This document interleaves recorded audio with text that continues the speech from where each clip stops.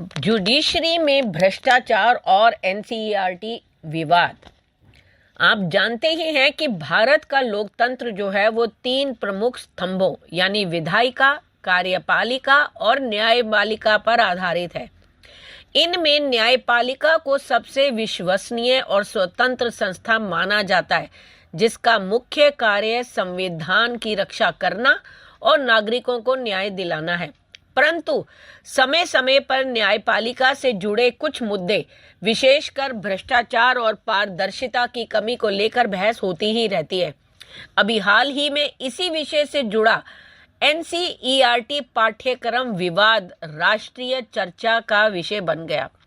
अब सवाल उठता है कि एनसीईआरटी विवाद है क्या?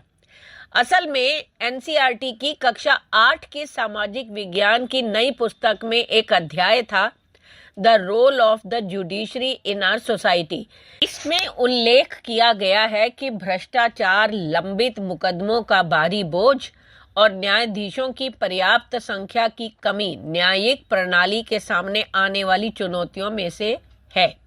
पुस्तक के न्यायपालिका में भ्रष्टाचार संबंधी खंड में कहा गया है कि न्यायाधीश एक आचार संहिता से बंधे होते हैं, जो न केवल न्यायालय में उनके व्यवहार को नियंत्रित करती है, बल्कि न्यायालय के बाहर उनके आचरण को भी नियंत्रित करती है। इसके अलावा न्यायालयों में मामलों का भारी बोझ भी एक बड़ी समस्या है। उदाहरण के लिए भारत की अदालतों में करोड़ों मामले लंबित हैं, जो न्यायिक व्यवस्था की बड़ी चुनौती है। इससे न्याय मिलने में देरी होती है और आम लोगों का भरोसा भी प्रभावित हो सकता है। परंतु विवाद के पीछे कुछ मुख्य प्रश्न हैं। यह विवाद केवल एक पुस्तक तक सीमित नहीं है, बल्कि इससे कई महत्वपूर्ण सवाल उठे हैं। क्या छात्रों को लोकतांत्रिक संस्थाओं की वास्तविक चुनौतियों के बारे में बताया जाना चाहिए? क्या ऐसी जानकारी से संस्थाओं की प्रतिष्ठा प्रभावित होती है?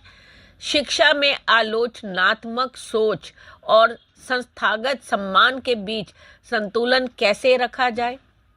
एनसीईआरटी विवाद ने यह स्पष्ट किया है कि शिक्षा, अभिव्यक्ति की स्वतंत्रता और संस्थाओं की गरिमा के बीच संतुलन बनाए रखना आवश्यक है। लोकतंत्र में संस्थाओं की आलोचना भी सुधार का माध्यम हो सकती है, लेकिन उसे संतुलित, तथ्यात्मक और जिम्मेदार तरीके से प्रस्तुत किया जाना चाहिए है। आवश्यकता है कि शिक्षा व्यवस्था छात्रों को जागरूक बनाए, साथ ही लोकतांत्रिक संस्थाओं के प्रति विश्वास और सम्मान भी बनाए रखे। अब आप ही बताइए मुझे कि 8वीं कक्षा का बच्चा कितना परिपक्व होता है। अगर हम उसके दिमाग में ये बात डाल दें कि न्यायालय में भ्रष्टाचार के बिना काम नहीं होता, तो आपको नहीं लगता कि ये भ्रष्टाचार आगे बढ़ेगा? क्योंकि उसे भी पता है कि कुछ भी गलतियां कर दो, कुछ भी भ्रष्टाचार होता है, अपना काम हम कैसे भी निकाल सकते हैं। कई तरीके हैं इसको निकालने के लिए।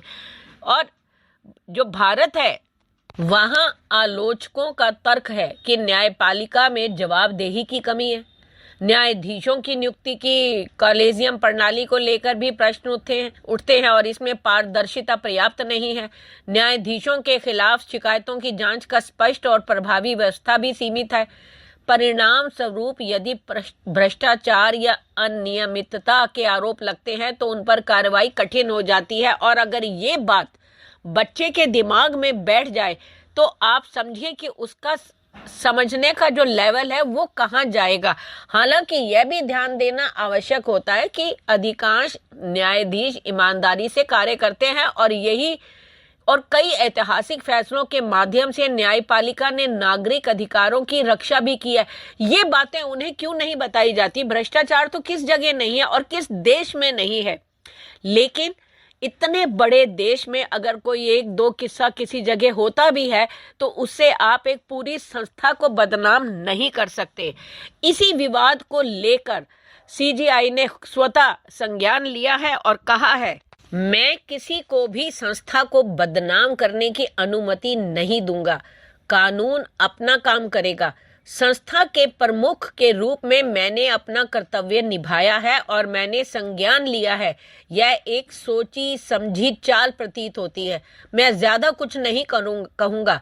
मुख्य न्यायाधीश ने अदालत कक्ष में ये बात रखी। इसके अलावा पूर्व मुख्य न्यायाधीश BR गवई के बयान को भी जो है किताब में उद्धृत करना जो है वो सही था? नहीं।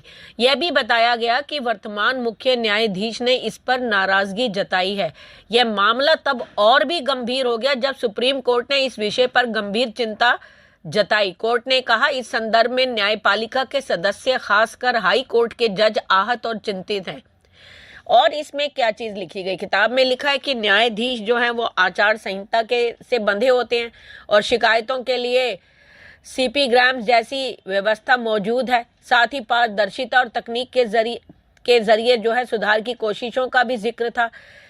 इसमें पूर्व मुख्य न्यायाधीश BR गवई का जुलाई 2025 का बयान भी उद्धृत किया गया, जिसमें उन्होंने कहा था कि भ्रष्टाचार और कदाचार की घटनाएं जनता के विश्वास को प्रभावित करती हैं, लेकिन पारदर्शी और त्वरित कार्यवाही से भरोसा दोबारा बनाया जा सकता है।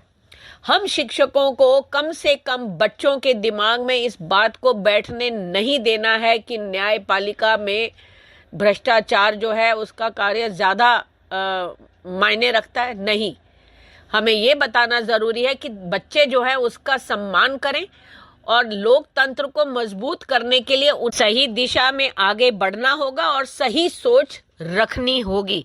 तभी देश का लोकतंत्र जो है वो बचा रहेगा, क्योंकि यही हमारे भावी नागरिक हैं। अगर इनके मन में पहले से ही ये बातें बिठा दी गई तो लोकतंत्र कभी आगे नहीं चल पाएगा। जुडिशियल करप्शन के चैप्टर वाली NCERT की किताब को सुप्रीम कोर्ट ने किया बैन। इस फैसले पर क्या है आपकी राय? कृपया जरूर कमेंट करके बताएं। धन्यवाद।